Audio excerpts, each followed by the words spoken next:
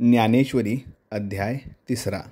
मग अर्जुन म्हणाला, श्रीकृष्णा, ऐका देवा, तुम्ही जे काही बोललात ते हे कमलापती मी चांगले ऐकले.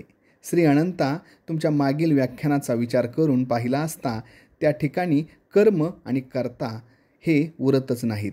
व हेच जर तुझे मत निश्चित असेल तर मग श्रीकृष्णा, अर्जुना, तू युद्ध कर असे मला कसे सांगतोयस? ह्या मोठ्या घोर कर्मामध्ये मला घालताना तुला काही वाटत नाही आहे का? अरे, तूच जर सर्व कर्माचा पूर्ण निषेध करतोस तर मग हे हिंसात्मक कृत्य माझ्याकडून तो का करवितोयस?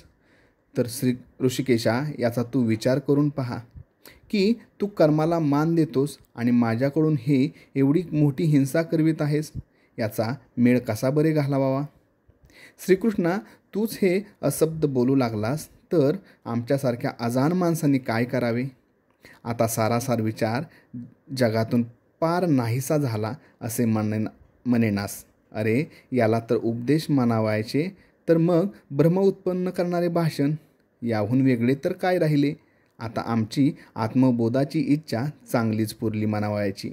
वैद्याने प्रथम रोग्याने काय खावे काय खाऊ नये हे सांगून गेल्यावर मग त्याने जर रोग्यास विष दिले तर तो रोगी कसा वाचावा हे मला सांग बरे. आंधळ्याला जसे आडमार्गाने घालावे किंवा आधीच माकड आणि त्याला मादक पदार्थ पाजावा, त्याप्रमाणे तुझा हा उपदेश आम्हाला फार चांगला लाभला आहे. मला अगोदर काहीच समजत नाही, त्यात या भ्रमाने मला घेरले आहे. म्हणून कृष्णा, तुला सारासार विचार पुसला, पण तुझे एक एक पाहावे ते सर्वच आश्चर्य. इकडे उपदेश करतोस आणि त्यात घोटाळ्यात घालतोस, तर तुझ्या उपदेशाप्रमाणे चालणाऱ्यांशी तू असे वागावेस का? आम्ही शरीराने, मनाने व जीवाने तुझ्या शब्दावर अवलंबून राहावे आणि तूच असे भलतेच करावेस तर मग सर्व कारभार आटोपायचा म्हणावायचा का? आता याप्रमाणे जर तू उपदेश करणार असशील तर मग आमचे चांगलेच कल्याण करतोय म्हणावायचे. अर्जुन म्हणाला, आता येथे ज्ञान मिळण्याची आशा कशाची? ज्ञान मिळवण्याची गोष्ट तर खरोखरच संपली, पण यात आणखी एक असे झाले की माझे स्थिर असलेले मन यामुळे फारच गडबडले. त्याचप्रमाणे श्रीकृष्णा, तुझे हे चरित्र आम्ही समजत नाही. कदाचित या निमित्ताने तू माझे मन पाहतोयस की काय ते न कळे, अथवा तू आम्हाला फसवीत आहेस किंवा गुडार्थाने तत्त्वज्ञानच सांगितले आहेस. हे विचार करून पाहिले तर निश्चितच असे काहीच समजत नाही. एवढ्याकरिता देवा, ऐक, हा उपदेश अशा गुडार्थाने सांगू नकोस. मला तो विचार माझ्या भाषेत मला समजेल तसा सोपा करून सांगावा. मी अतिशय मंद आहे, परंतु कृष्णा, अशाही मला चांगले समजेल असे एक निश्चयात्मक सांग.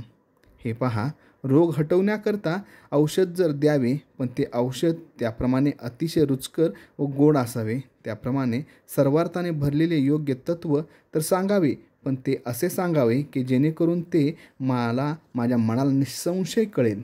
देवा, तुझ्यासारखा आज गुरु मिळावा तेव्हा आज मी आपल्या इच्छेची तृप्ती का बरे करून घेऊ नये? तू आमची आई आहेस, तर मग हे भीड कोणाची धरावायची? अहो दैवशात, कामधेनूचे दुपते जर प्राप्त झाले तर अशा प्रसंगी हवे ते मागोव्यास कमी का करावे? चिंतामणी जर हाताला आला तर मग हवी ती वस्तू मागण्याची अडचण का वाटावी? आपल्याला हवी तशी इच्छा का करू नये बरे? पहा,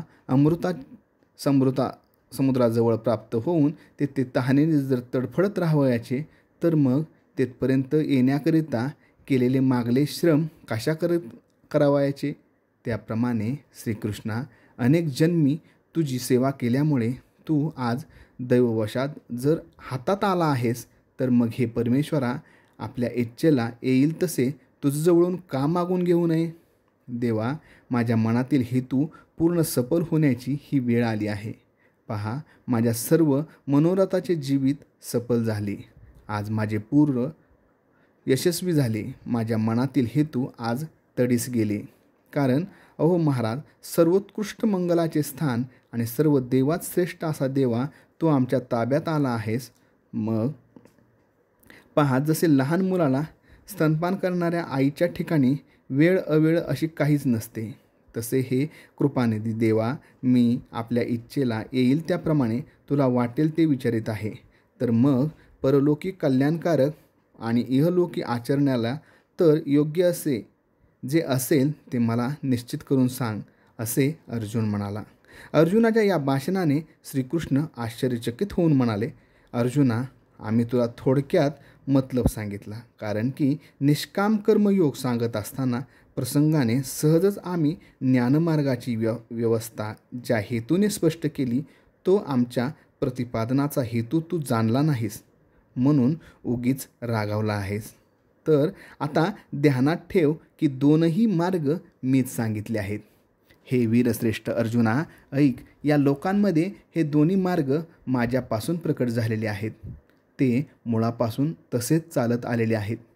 त्यापैकी एकाला ज्ञानयोग म्हणतात, त्याचे आचरण ज्ञानी लोक करतात आणि त्यात ओळखीबरोबर परमात्म स्वरूपाचीही तन्मयता प्राप्त होते. दुसरा तो कर्मयोग समज, जेथे साधक लोक निष्णात होऊन परमगतीला पावतात, परंतु ते काही कालाने पावतात. हे मार्ग तर दोन आहेत, परंतु शेवटी एकाच ठिकाणी येऊन मिळतात. ज्याप्रमाणे तयार असलेल्या व तयार करावयाच्या अशा दोन्ही जेवणात सारखीच तृप्ती असते, किंवा पूर्वेकडून व पश्चिमेकडून वाहणाऱ्या नद्या पाहिल्या तर वाहताना वेगवेगळ्या दिसतात, मग समुद्रात मिळाल्या असता शेवटी एकच होतात. त्याप्रमाणे ज्ञानयोग आणि कर्मयोग हे मार्ग जरी दोन आहेत तरी ते एकाच साध्याला सुचवितात, परंतु त्यांचे आचरण करणे करणाऱ्याच्या योग्यतेवर अवलंबून आहे. हे पहा, ज्याप्रमाणे पक्षी उड्डाणाबरोबर फळाला बिलगतो, त्याप्रमाणे मनुष्याला त्या वेगाने ते फळ कसे प्राप्त करून घेता येईल, सांग बरे. तो हलके हलके एका फांदीवरून दुसऱ्या फांदीवर जात जात काही वेळाने त्या मार्गाने आधारे फळावर खात्रीने पोचतो. पहा, तसे वरील दृष्टांतातील पक्षाच्या मार्गाप्रमाणे ज्ञानमार्गाचा आश्रय करून ज्ञानी तत्क्षणीच मोक्ष आपल्या अधीन करून घेतात. दुसरे जे कर्मयोगी कर्मयोगाच्या आश्रयाने वेदांतात सांगितलेल्या आपल्या आचारात पाळून काही कालाने पूर्णतेस पोहोचतात. शिवाय योग्य कर्माचा आरंभ न करताच कर्महीनाला सिद्धीप्रमाणे निष्कर्म निश्चयाने होता येणार नाही, किंवा अधिकार परत्वे आपल्या भागाला आलेले कर्म टाकून द्यावे एवढ्यानेच निष्कर्म व्हावे, हे बोलणे अर्जुना व्यर्थ व मूर्खपणाचे आहे. पलीकडील तीराला जसे जावे अशी तिथे अडचण पडली आहे, तेथे नावेचा त्याग करून कसे चालेल, सांग बरे.